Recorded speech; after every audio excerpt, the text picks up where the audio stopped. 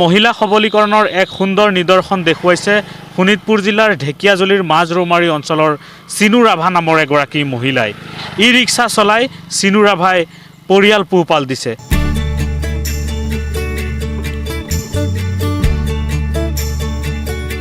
ঢেকিয়াজুলিৰ মাজৰৌমাৰীৰ চিনু ৰাভাই নাৰী সবলীকৰণৰ অনুকৰণীয় দৃষ্টান্ত দাঙি ধৰিছে।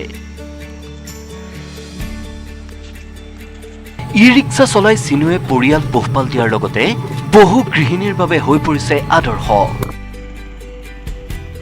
যি সময়ত অসমৰ বহু যুৱতী মহিলাই চাকৰি বিচাৰি বহিৰাজ্যলৈ গৈ প্ৰবঞ্চকৰ জালত ভৰি দি সৰ্বশ্ৰান্ত হৈছে, তেনে সময়তে চিনু ৰাভাই দাঙি ধৰিছে এই দৃষ্টান্ত।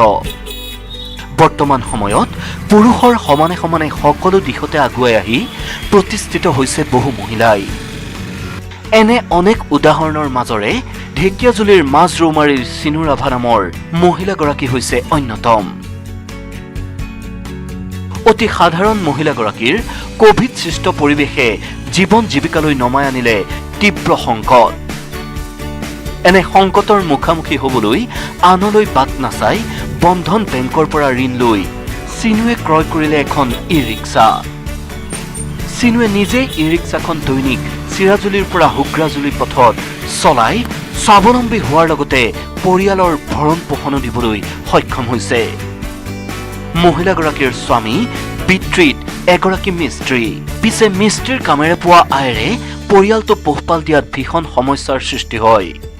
সেইবাবেই পৰিয়াল চলোৱাত স্বামীক সকাহ দিয়াৰ নিমিত্তেই বিগত 9 মাহ ধৰি ই ৰিক্সা চলাই আহিছে চিনুৱে। কেনেকৈ ক্ৰয় কৰিছিলে ই ৰিক্সাখন? মই ঋণৰ দ্বাৰা কৰিছোঁ। ঋণত? কিমান লৈছিলে ঋণ? 1,70,000। 1,70,000। এই 9 মাহত কেনেধৰণে উপাৰ্জন কৰিছে? 9 মাহত লকডাউন নাথাকোঁতে ভালে চলি আছিলে, এতিয়া লকডাউনৰ কাৰণে অলপ দিগদাৰ হৈ আছে আৰু।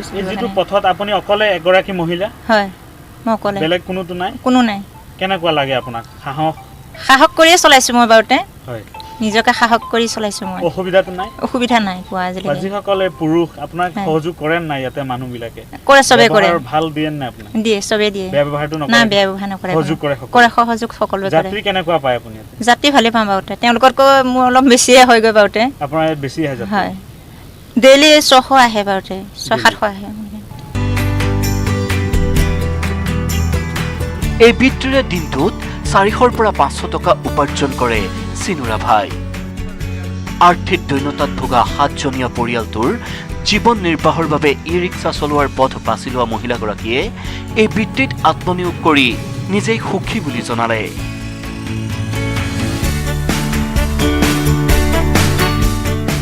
এনেই মোৰ বেলেগ এটা মনত আছিলে আৰু লোৱা, হয়তো নহৈ পেলাই তাৰপিছত মই ক'লোঁ এনেধৰণে মই ই ৰিক্সা এখন লৈ পেলাই মই ঘৰখনো চলাওঁ, কাৰণ অকল তুমিয়ে নোৱাৰা চলাবৰ কাৰণে, দিগদাৰ হৈ যায় পঢ়া শুনা বিষয়লৈ, ঘৰ চলোৱাটোলৈ। তেতিয়া মালিকে ক'লে হ'ব দিয়া, তুমি যদি যিটো চিন্তা ভাল কৰিছা, বেয়া কৰা নাই, তুমি তেনেহ'লে হয়তোকে কৰা বুলি ক'লে। তেতিয়া মই বন্ধন গোটৰ পৰা ঋণ লৈ পেলাই তাৰপিছত ই ৰিক্সাখন লৈছোঁ আৰু ল'ৰা ছোৱালীকো পঢ়াই আছোঁ এতিয়া বৰ্তমান। কি ক'ব মহিলাসকলক, আপুনি কি আহ্বান জনাব? মোৰ মহিলাসকলৰ ওচৰত এইটোৱে আহ্বান, তেওঁলোকে যেন বন্ধন গোটৰ পৰা আৰু বন্ধন গোটৰ আৰু ফিউজন গোটবিলাক লৈ পেলাই তেওঁলোকে যেন অথলে পইচাবিলাক নিনিয়ে। তেওঁলোকে মোৰ অথলে পইচাবিলাক ব্যৱহাৰ কৰিব নালাগে, ব্যৱহাৰ কৰিবৰ কাৰণে স্বনিয়োজনৰ কাম কৰিব লাগে। হয়, তেওঁলোকেও যেন মোৰ নিচিনাকৈ ঋণ লৈ পেলাই এনেকৈ ওলাই আহিলে ময়ো ভাল পাওঁ আৰু তেওঁলোকৰ ঘৰখনো চলিব। আজিকালি বস্তু বাহিনীও বহুত দাম হৈ গৈ আছে। নিশ্চয়কৈ এইগৰাকী মহিলা, এগৰাকী গৃহিণী নিজকে ঘৰতে আবদ্ধ নাৰাখি এনেধৰণে বাহিৰত ওলাই আহি ই ৰিক্সা চলাই পৰিয়াল পোহপাল দিছে। এইগৰাকী মহিলাই এক আদৰ্শ দেখুৱাইছে ঢেকিয়াজুলিৰ ৰৌমাৰীৰ চিনু ৰাভাই। চিনু ৰাভাৰ এই সাহসী পদক্ষেপক বিভিন্নজনে ভূয়সী প্ৰশংসা কৰাৰ লগতে মহিলাগৰাকী আন বহুতৰে বাবে হৈ পৰিছে আদৰ্শস্বৰূপ। ঢেকিয়াজুলিৰ পৰা হৰেণ ভূমিজৰ report, news 18 Assam north east.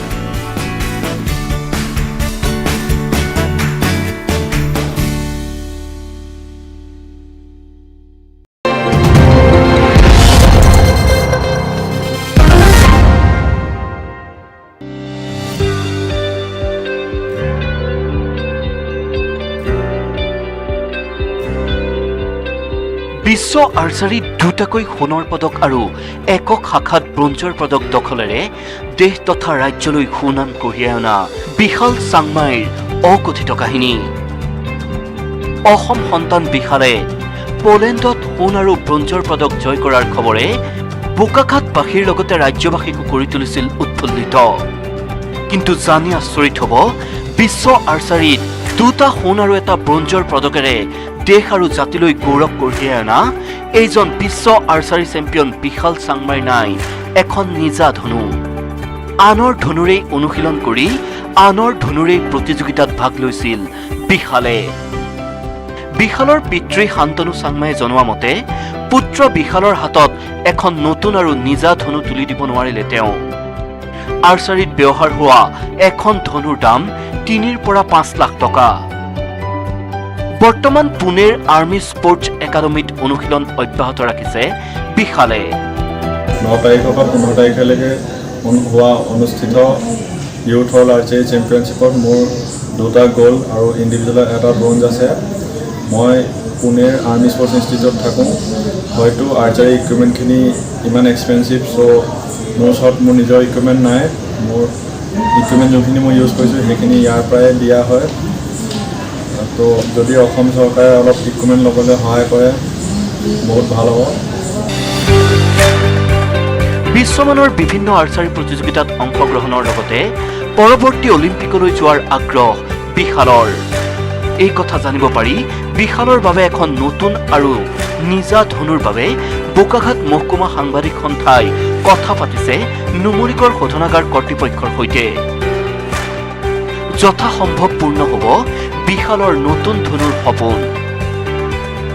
লক্ষণীয়ভাৱে অসম সংহত ক্ৰীড়া নীতি 2017-18ত উল্লেখ থকা মতে কোনো খেলুৱৈয়ে বিশ্ব চেম্পিয়নশ্বিপত সোণৰ পদক পালে 5 লাখ টকা আৰু ৰূপ ব্ৰঞ্জ পালে ক্ৰমে 2 লাখ আৰু 3 লাখ নগদ ধন ৰাজ্য চৰকাৰে দিব লাগে। যদিও চৰকাৰৰ তৰফৰ পৰা কোনো যোগাযোগ কৰা নাই বিশালৰ সৈতে। কেন্দ্ৰীয় ক্ৰীড়া মন্ত্ৰীয়ে যুৱ আৰ্চাৰীত স্বৰ্ণজয়ী দলটোক দিল্লীত অভিনন্দন জনাইছে যদিও অসম চৰকাৰে এতিয়াও বিশাল চাংমাইৰ সম্পৰ্কত কোনো ঘোষণা আগবঢ়োৱা নাই। মোক এই ক্ষেত্ৰত মানে কি ল'ৰাটোৰ কাৰণে এখন নিজাববীয়া ৰিকাৰৰ ধনু এখনহে মোক প্ৰয়োজন। গতিকে সেইখনহে মই তাক মানে দিয়াৰ এতিয়া বৰ্তমান চিন্তা কৰি আছোঁ। সেইখন দিব পাৰিলে সি নিজাববীয়াকৈ এখন অলপ ভাল ধনু এখন লৈ অলপ প্ৰেক্টিছ কৰিব পাৰে। এতিয়া ধনু ভাল, বেয়া নহয়, কিন্তু তেতিয়া এক সম্পূৰ্ণ নতুন বস্তু এটা লৈ পেলাই খেলিব পাৰিব। তাৰ কাৰণে আজি তাৰিখলৈকে নিজৰ বুলি কোৱা ধনু এখন নাই নেকি? নিজৰ ধনু নাই, যিখন য'ত আৰ্মি স্পৰ্টছ একাডেমীৰ পৰা দিয়া ধনুহে খেলে, কাৰণ তাত চব একাডেমীয়ে দিয়ে। কিন্তু নিজাববীয়া এখন হ'লে মানে বেছি ভাল হয়। আৰু অন্যান্য আৰ্থিক অসুবিধা কিবা পাইছে নেকি আপুনি? আৰ্থিক অসুবিধা অন্যান্য থাকিলেও এইবিলাক আমি নিজাববীয়াকৈ সমাধান কৰি আছোঁ। হয়, গতিকে বাকী মোৰ তেনেকৈ ক'বলগীয়া নাই আৰ্থিক ক্ষেত্ৰত। খালি ল'ৰাটোক মই এখন ধনু কিনি দিয়াহে চিন্তা কৰি আছোঁ।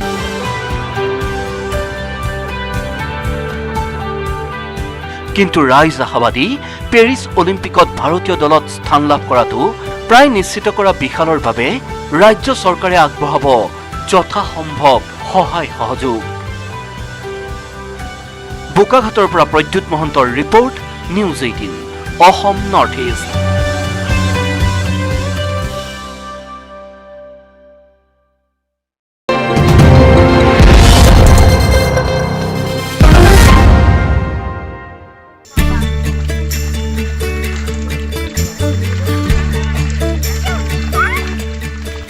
কোভিড সৃষ্ট পৰিৱেশৰ বাবে ব্যক্তিগত বিদ্যালয়ৰ শিক্ষকে আৰ্থিক সংকটত ভুগি 10 বিঘা মাটিত পুখুৰী খান্দি লৈছে।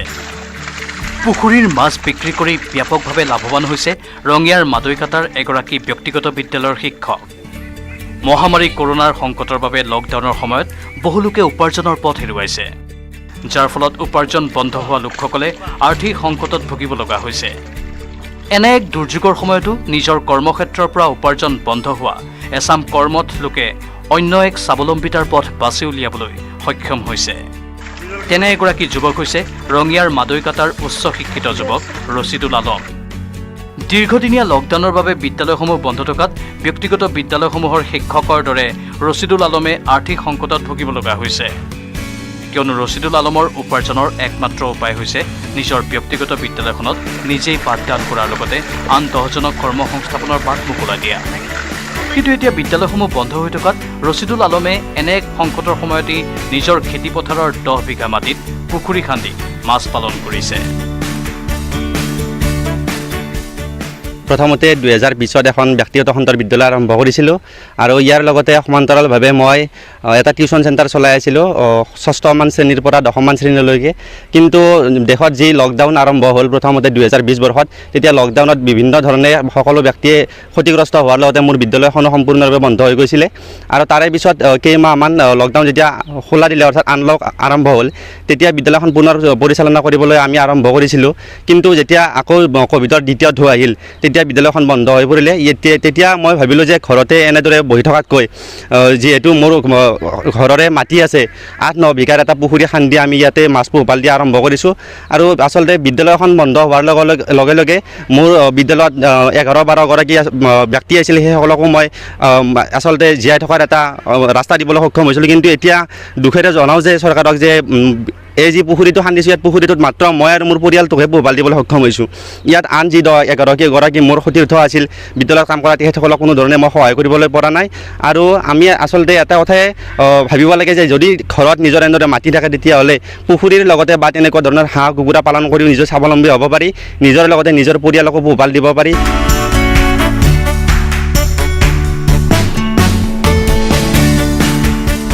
লগতে এই পুখুৰীটোত হাঁহ পুহিও তেওঁ লাভৱান হোৱা পৰিলক্ষিত হৈছে।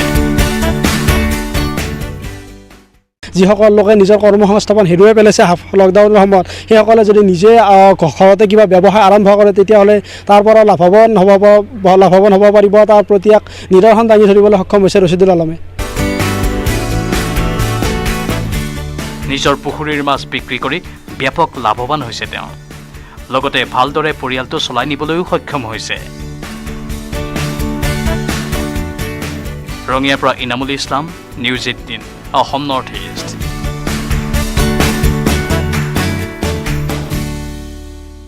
निर्माण पावर स्वैग चल शुरू हो जा my turn कर दे सब कुछ on track strong है my turn flexible है my turn बड़ा समझदार নিৰ্মাণৰ মানদণ্ড my turn।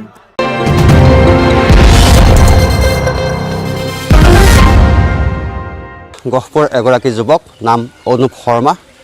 তেওঁ সদায় আৰ্তজনৰ কাষত থিয় হৈ যেনেকৈ পাৰে কিছু দিবলৈ চেষ্টা কৰে। নিজৰ যিখিনি আছে তাৰে সামান্যতম অংশ আনক প্ৰদান কৰি আহিছে।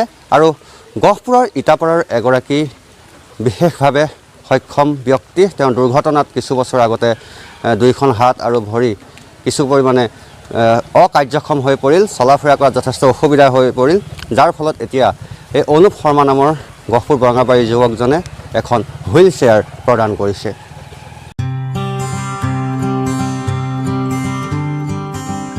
যান্ত্ৰিকতাৰ পৃথিৱীখনত এতিয়াও হেৰাই যোৱা নাই মানৱীয়তা। মানৱীয় প্ৰমূল্যবোধ জীয়াই আছে বাবেই মানুহে মানুহৰ বাবে কৰি গৈছে কাম।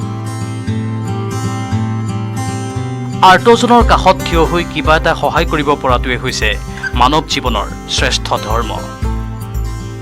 6 বছৰৰ পূৰ্বে গহপুৰ ইটাপাৰাৰ এগৰাকী ব্যক্তি বিজয় বৰ্মন এক মটৰচাইকেল দুৰ্ঘটনাত পতিত হৈ হাত, ভৰি আৰু শৰীৰত গুৰুতৰভাৱে আঘাতপ্ৰাপ্ত হৈছিল। তাৰ পিছতে উন্নত চিকিৎসাৰ অভাৱত বিজয় বৰ্মনৰ 2খন হাত আৰু 2খন ভৰি অকামিলা হৈ পৰিছিল। বিচনাখনকে সাৰথি কৰি শুই পৰিছিল 6টা বছৰ। চৰকাৰৰ ফালৰ পৰাও সাহায্যৰ নামত ফুটা কৰি এটাও তেওঁ লাভ নকৰিলে। আজি মোৰ এই অৱস্থাটোৰ প্ৰতি যিটো গুৰুত্ব সহকাৰে তেখেতে আজি এখন হুইল চেয়াৰ দি মোৰ ভৱিষ্যত জীৱনটোৰ কথা চিন্তা কৰিলে, তেখেতৰ সেই মানৱীয়তাবোধক মই মোৰ আন্তৰিক ধন্যবাদ জ্ঞাপন কৰিছোঁ। আজিৰ যুগত এনে মানৱীয়তাবোধ থকা মানুহ খুব কমেই দেখিছোঁ। তেখেতে আজি আহি পেলাই মোৰ স্বগৃহত উপস্থিত হৈ এখন হুইল চেয়াৰ দি তেখেতে যি অৱদান দেখুৱালে, তেখেতক মই মোৰ আন্তৰিক ধন্যবাদ জ্ঞাপন কৰিছোঁ। আজি 6 বছৰে যিটো কষ্ট ভোগ কৰি পেলাই বিচনাত পৰি আছিলোঁ, বহুত আবেদন নিবেদন কৰিও আমি মানে চৰকাৰৰ লগত যোগাযোগ কৰি কোনো সহায় সুবিধা পোৱা নাছিলোঁ। আজি তেখেতে যিটো অনুদান আমাক আগবঢ়ালে সেই অনুদানটো জীৱনৰ কাৰণে মোৰ সৰ্বশ্ৰেষ্ঠ। আৰু আপুনি লেখা মেলা কৰে বুলিও আমি শুনিছোঁ। মই লেখা মেলা মানে মই সৰুৰ পৰাই মই মানে কবিতাৰ প্ৰতি মোৰ মানে এটা ইণ্টাৰেষ্ট আছিলে। তথাপি মই যেতিয়া এখন চকীত বহি দিনটো মানে দূৰৰ আকাশলৈ চাই পেলাই নিৰসভাৱে বহি থাকিবলগীয়া হৈছিল, তেতিয়াই মই মানে হাতত কাগজখন তুলি ল'লোঁ। এখন তৃষ্ণা আৰু এখন অফুন্ত ৰ'দালি, আৰু ইয়াৰ আগতো এখন মই প্ৰকাশ কৰিছিলোঁ ৰেঙনি বুলি, আৰু এতিয়া মই আকৌ এখন গ্ৰন্থ উন্মোচন কৰিম অহা 2 অক্টোবৰত। ব্যক্তিগৰাকীৰ এই দুখৰ খবৰ শুনি কিঞ্চিত সহায় কৰিবলৈ আগবাঢ়ি আহিল গহপুৰ বৰঙাবাৰীৰ এগৰাকী মানৱদৰদী যুৱক অনুপম শৰ্মা। অনুপম শৰ্মাই নিজৰ সামৰ্থ্য অনুসৰি ব্যক্তিগৰাকীক আগবঢ়ালে এখন হুইল চেয়াৰ। লগতে ব্যক্তিগৰাকীক প্ৰতিশ্ৰুতি দিলে খুব সোনকালেই তেওঁৰ সকলো স্বাস্থ্য পৰীক্ষা এগৰাকী চিকিৎসকৰ হতুৱাই সম্পন্ন কৰাব। উল্লেখযোগ্য যে এই ব্যক্তিগৰাকীয়ে বিভিন্ন সময়ত অসহায়জনক সহায়ৰ হাত পূৰ্বতেও আগবঢ়াই আহিছে। হুইল চেয়াৰ এখন বিচাৰিলে, গতিকে হুইল চেয়াৰ এখন কিনি আনি পেলাই তেখেতক আজি আমি প্ৰদান কৰিলোঁ। সেইটো এটা এক প্ৰকাৰৰ সহায় হয় যদিও, কিন্তু আটাইতকৈ ভাল লাগিল তেখেতে সাহিত্য চৰ্চা কৰিছে, কবিতা লিখিছে, গল্প লিখিছে, তেওঁৰ কবিতা বা গল্প পুথি প্ৰকাশো হৈছে। আৰু এই হুইল চেয়াৰৰ দ্বাৰা তেওঁ এতিয়া নিজে ইটো ৰুমৰ পৰা সিটো ৰুম চলা ফুৰা কৰিব পাৰিব আৰু মুকলি মনেৰে তেওঁ হয়তো সাহিত্যও সৃষ্টি কৰিব পাৰে। এয়াই মই আশা ৰাখিছোঁ আৰু তেখেতৰ সুস্বাস্থ্য কামনা কৰিছোঁ। আৰু বিশেষকৈ আমাৰ সমাজত তেনেকুৱা বহু ধৰণৰ মানুহ আছে যিসকলক খুবেই সহায়ৰ প্ৰয়োজন হয়। তেখেতক আজি মই এই সামান্য যিটো মোৰ ফালৰ পৰা উপহাৰ, সেইটো মই কিবা কৰিছোঁ বুলি মই ক'বলৈ নাযাওঁ, কিন্তু তেখেতক দি পেলাই মই নিজেও ভাল লাগিছে। সঁচাই সহায়ত সৰু বৰ নাই, কিঞ্চিত সহায় কাৰোবাৰ বাবে জীয়াই থকাৰ প্ৰেৰণা। জীৱনত কাৰোবাক অকণমান সহায় কৰিব পৰাটোৱেই জীৱনৰ সাৰ্থকতা। গহপুৰৰ পৰা Palash Phukan, news 18 Assam north east.